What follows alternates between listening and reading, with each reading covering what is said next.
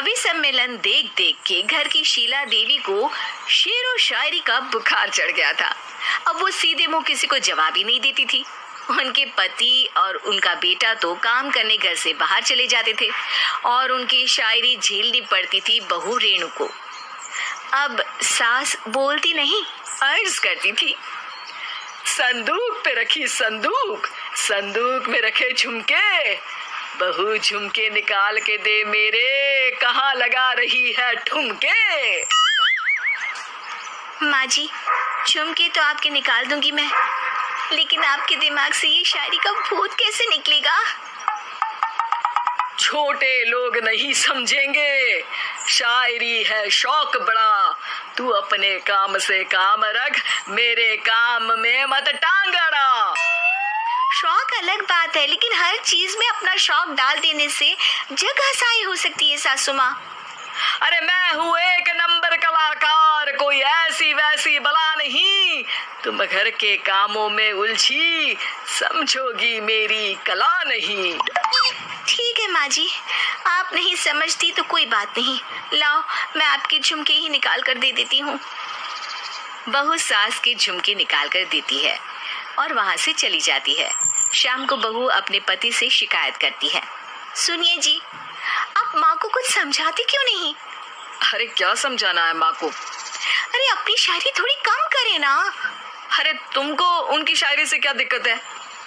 अरे मुझे नहीं, पर पड़ोस में सब लोग हंसते हैं, कहते हैं बुढ़ापे में लोग सठिया जाते हैं, लेकिन शीला जी तो शायर हो गई हैं।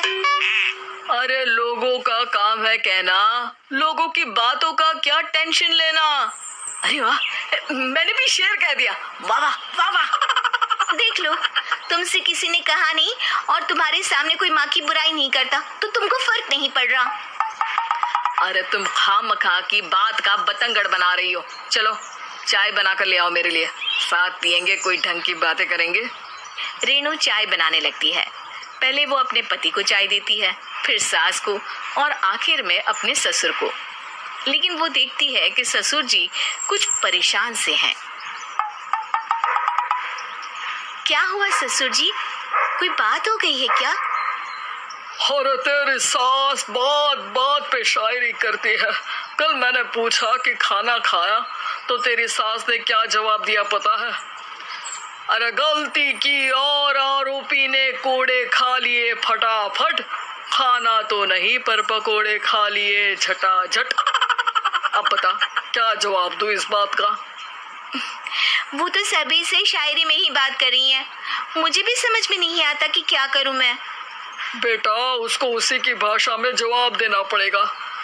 मैं तो आम बातचीत में भी उसके सामने कुछ नहीं बोल पाता, शायरी में क्या बोलूंगा भला। ससुर ने जैसे ही कहा कि उसको उसी की भाषा में जवाब देना पड़ेगा, बहू को ये बात जच गई। अगले ही दिन वो शायरी की कुछ किताबें लेकर आई और शायरी की प्रैक्टिस करने लगी ताकि सास को उन्हीं की भाषा में जवाब दे सके। उसने दिन रात एक कर दिए। एक दिन सब साथ में बैठकर टीवी देख रहे थे, तभी रेणु सबके लिए बिरयानी बनाकर लाती है, लेकिन सास को बिरयानी भाती नहीं। कौवा करता काऊ काऊ, चिड़िया बोलती ची ची, इतना खराब बिरयानी बनाई है कि मुंह से निकले छी छी। बस इसी मौके का तो बहू को इंतजार था, क्योंकि अब बहू सास को उसी की भाषा में जवाब देने के लिए तैयार थी। माँ जी हमको अपनी ये बेकार शायरी ना सुनाइए, जैसी भी बनी है बिरयानी चुपचाप खाइए। ससुर जी और रेणु के पति ने रेणु का जवाब सुनते ही जोर से ताली बजाई और सास ने जब रेणु का शायराना जवाब सुना तो उनके गले में बिरयानी अटक गई। बहू ने एक और शायरी का तीर छोड़ा। शायरी में बहू के सामने सास हो जाएगी ढेर, क्योंकि सास मारेंगी एक शेर तो बहू मारेगी 1.25 शेर। सास को छोड़ के सब वाह वाह करने लगते हैं। आज पहली बार सास को नहले पे दहला मिला था और रेणु ने सास का मुंह चुप करा दिया था। अगले दिन रेणु का पति उससे कहता है, अरे वाह, तुमने तो माँ की बोलती बंद कर दी, मजा आ गया। अब मेरे लिए कुछ बना दो, खाकर मैं काम पर चला जाऊं। शायरी ही है मेरा जीवन, वही करूंगी जी भर के। नौकरानी रख लो कोई, काम नहीं करूंगी मैं घर के। अरे तुम क्या माँ जैसी हरकतें करने लगी, सीधे सीधे बात करो ना। हो गई कल शायरी, रोज थोड़ी ना करोगी। शीशी भरी गुलाब की पत्थर पे फोड़ दो, जो मुझे शायरी से रोके उसके कान मरोड़ दो। पति घबराकर वहां से चला जाता है और बाहर उसके पिताजी के पास जाकर बैठ जाता है। दोनों अपनी बीवियों की शायरी से परेशान है। ससुर को पछतावा होता है कि क्यों उसे बहू को सास की भाषा में ही जवाब देने का आइडिया दिया। अब तो घर में दो दो शायर हैं। दोनों एक साथ दुखी स्वर में कहते हैं, हम दोनों की ही बीवियां जब से शायर हो गई है, क्या बताएं जिंदगी एक फटा हुआ टायर हो गई है।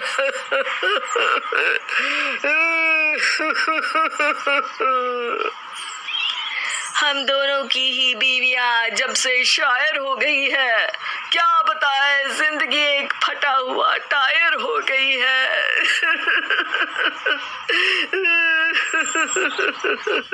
बड़ी बहू वर्षा हर काम में बहुत तेज थी, वहीं छोटी बहू हर्षा हर काम आराम से करती। वर्षा को अपनी तेजी पर बहुत घमंड था। वो बात बात पर हर्षा को ताना मारा करती। एक दिन वर्षा किचन में खाना बना रही होती है और हर्षा से कहती है, देवरानी जी, इतना धीमे धीमे खाना बनाओगी तो लोग भूख से मर जाएंगे। पिछले जन्म में कछुआ थी क्या? मेरा तो पता नहीं, आप बहुत तेज हो। आप पिछले जन्म में घोड़ा थी क्या? वर्षा आराम से चली जाती है। खाना खाने के बाद वर्षा का पति गौतम, हर्षा का पति लोकेश और उनके माता पिता बैठकर टीवी देख रहे होते हैं। तभी सास कहती है, अरे रामायण लगा दो हर्षा। हर्षा धीरे धीरे चैनल बदलती है। जब तक रामायण की चैनल पर पहुंचेगी रावण मर भी चुका होगा। हाँ बेटा हर्षा, जल्दी लगा देना, राम भगवान के दर्शन कर लूं। जी लगा तो रही हूँ। इतना स्लो? सासू माँ इतने में तो अयोध्या जाके राम भगवान के दर्शन कराएंगी। सब वर्षा की बात पर हंसने लगते हैं।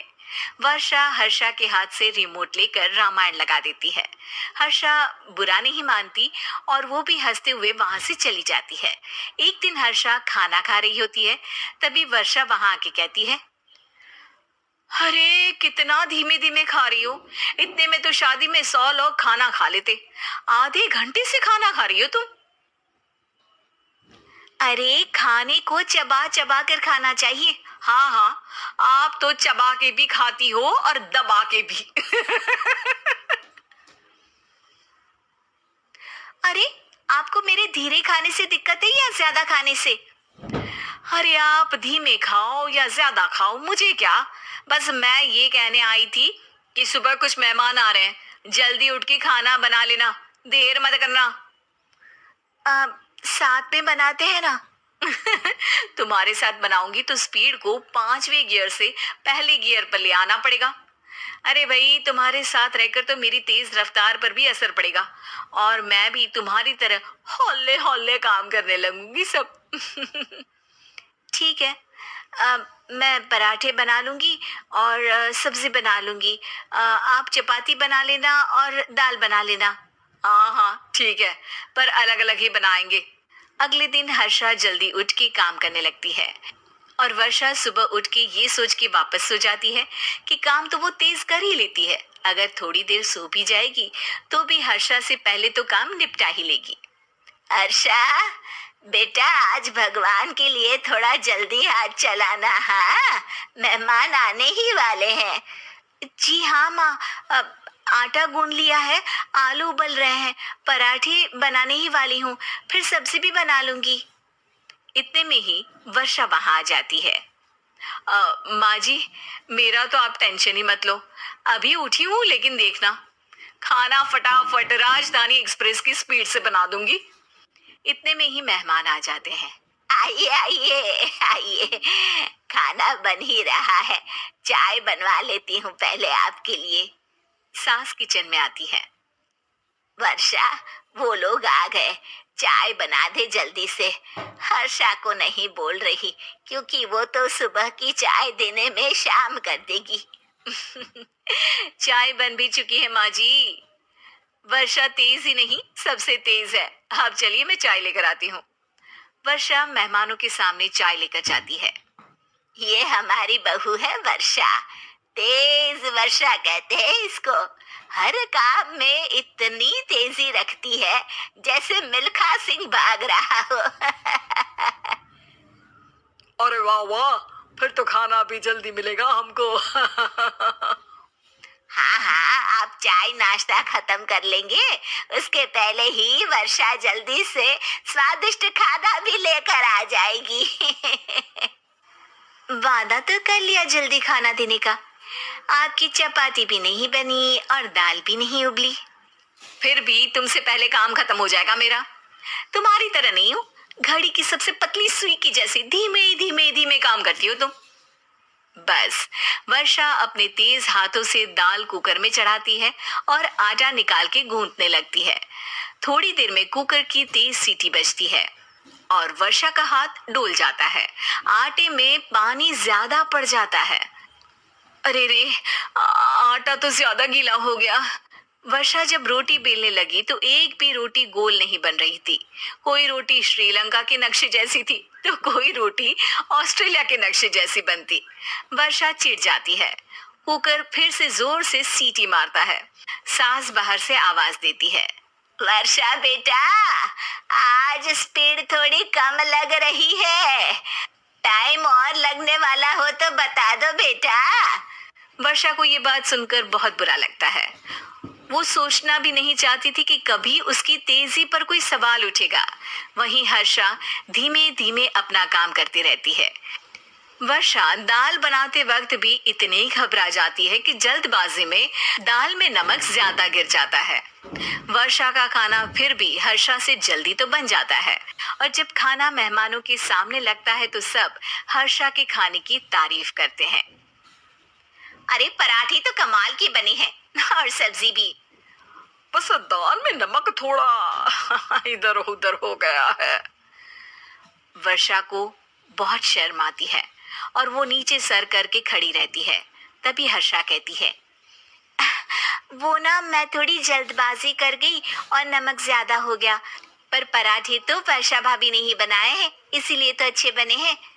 वर्षा ने कभी नहीं सोचा था कि हर्षा के काम की इतनी तारीफ होगी, लेकिन वो उसका यश वर्षा को दे देगी।